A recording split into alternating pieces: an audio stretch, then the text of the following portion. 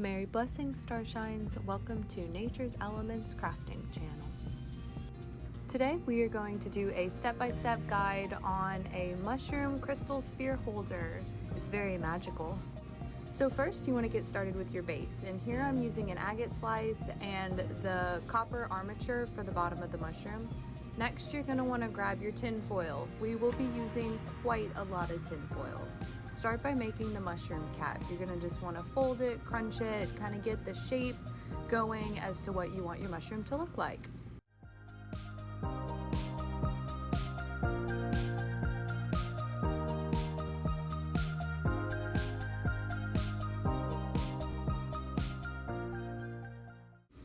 Here is the end result of my mushroom cap.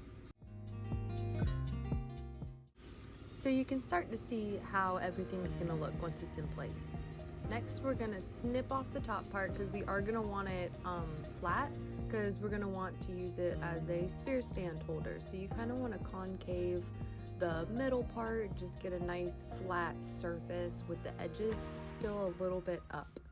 Now for attaching everything together, I use the Sculpey translucent bakeable clay, and then my polymer clay, and you're gonna use a, well in my case I used a clay softener because my clay is slightly a kind of difficult medium to work with. It's a little bit more rubbery, but I just like it because it holds details so well. So start by getting a few pieces totally flattened out. A good 1/4 of an inch will do. You're gonna be probably putting on at least 2 layers. Cover your foil in the bakeable clay and start to apply your flattened clay pieces.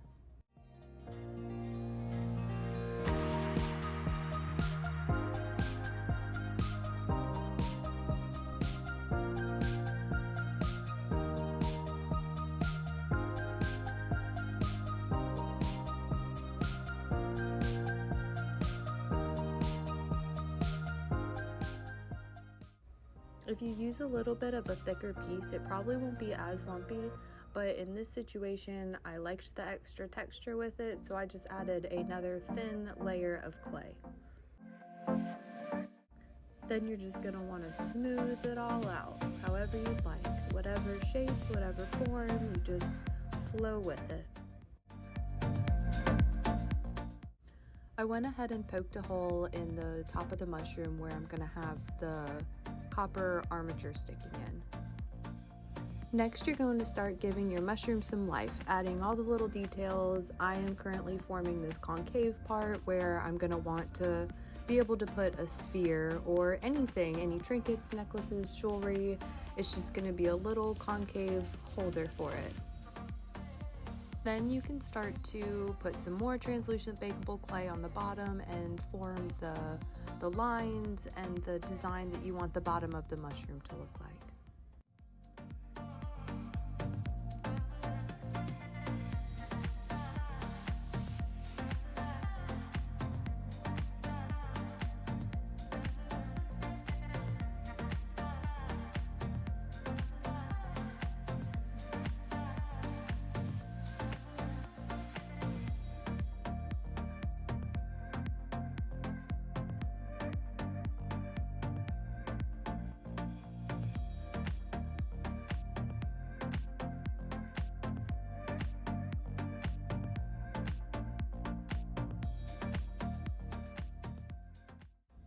Here is how I personally do the lines. I use one of my Sculpey tools and just kind of form it in there, pressing it down, making sure it's all nice and smooth.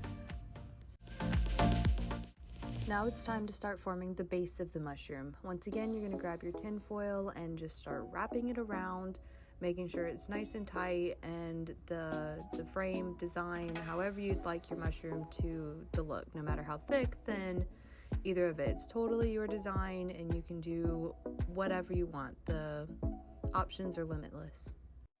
Leave a small portion open on the copper fixture at the top so that it'll fit into the mushroom cap.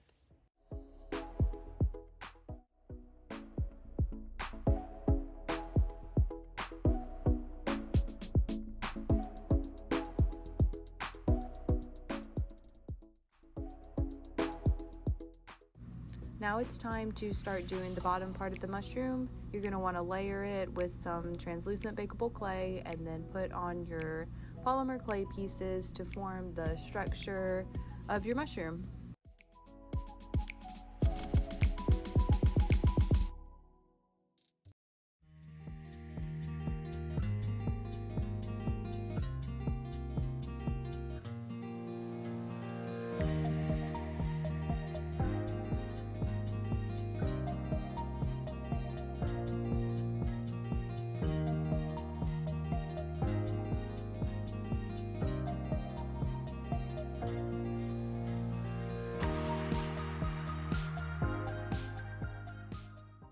And now here I'm going to start to add the clay pieces to the very bottom part of the mushroom, the part that's going to be sticking to the agate slice.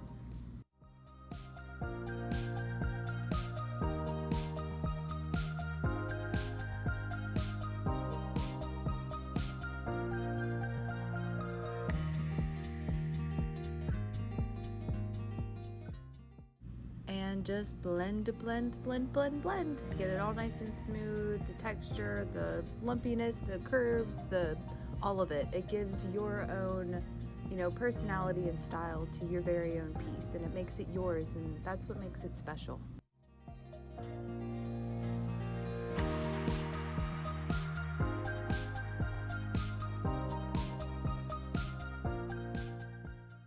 Now it's time to attach the bottom part of your mushroom to the agate slice using the translucent bakeable clay. Push it down, get it on there so that it's sticking quite well. And now you can start decorating the patterns, the designs, however you would like your mushroom structure to look.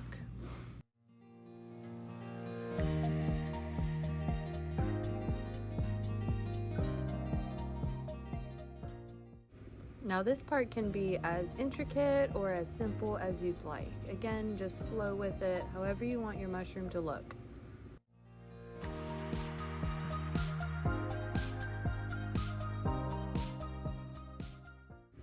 And now here's one of my favorite parts. It's all the tiny little details, just giving it your own character, your own flair, with every little nook and cranny.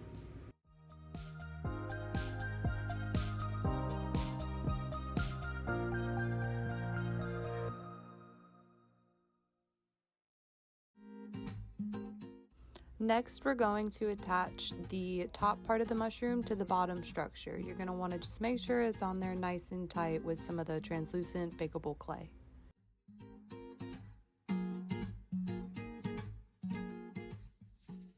Now, I personally wanted to add a few little mushrooms toward the base of the structure, so I am going to make 3 in total little mushrooms.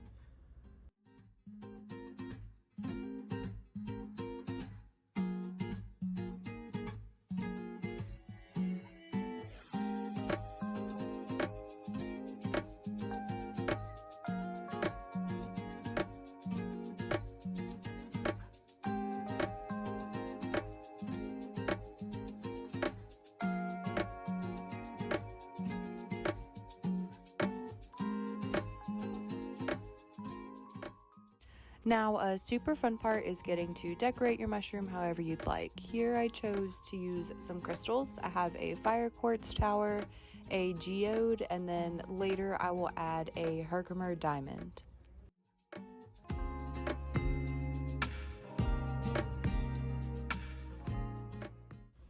So now I'm going to add some moss details using little strips of green polymer clay. I'm going to attach those little strips to the base of the mushroom where I want some moss effects to be.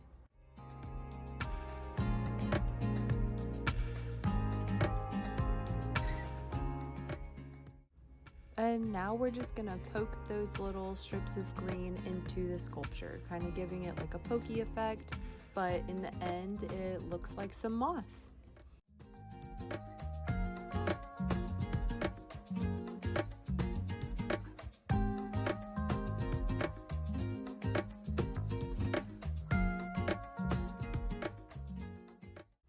As for adding color to the bases, I like to use chalk pastels. You shave off some of the sides of it and you can use it to quote-unquote paint your sculpture, but it just gives it a really nice effect.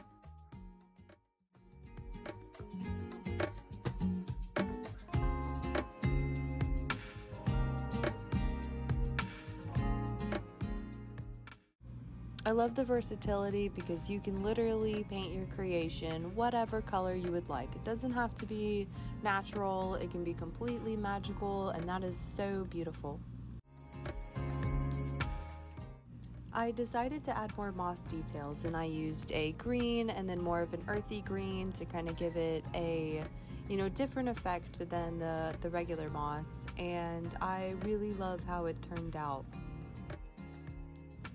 And when it comes to moss, again, you're just going to want to mush it all up, make it all textured and beautiful.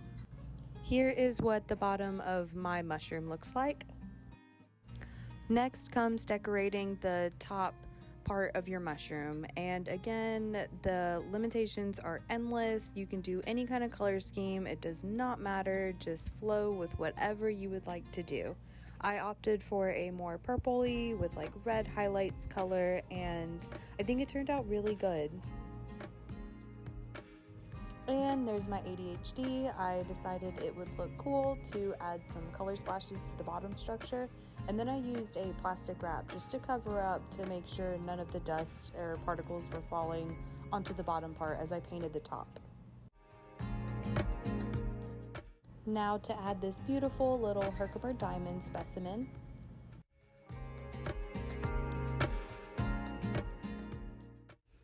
I decided to decorate the mushroom using mica powder pigments.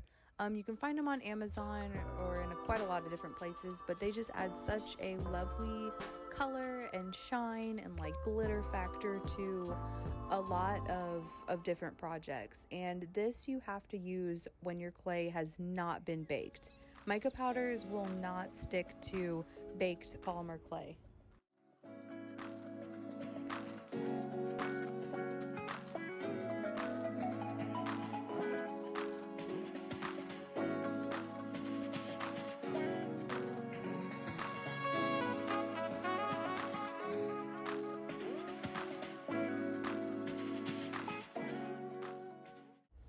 And we are decorating it up. Everything looks so beautiful. It just comes together nicely and just gives it that ultimate shine. It's so beautiful.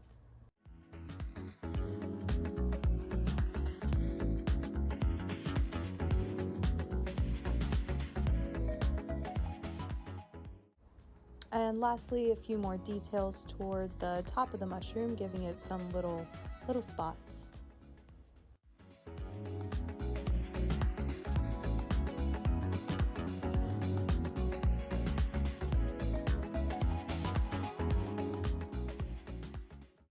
And so lastly, I'm going to adhere some little moss elements to the sculpture using a glue gun.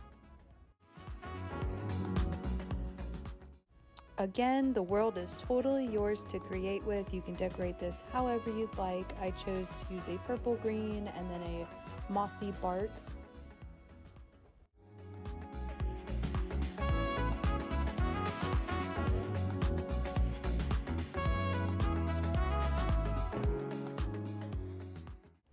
Once you have finished all of your little details, you are now officially finished with your sculpture, and you have a new mushroom sphere crystal holder that you can use for anything, not just spheres. I hope you guys really enjoyed this tutorial. I had so much fun making it. This was pretty much my first one. Don't forget to like and subscribe to see more. You can find all of our Etsy shop, Patreon, and social media links in the bio. Thank you guys for watching. Sending our love and light, nature's elements.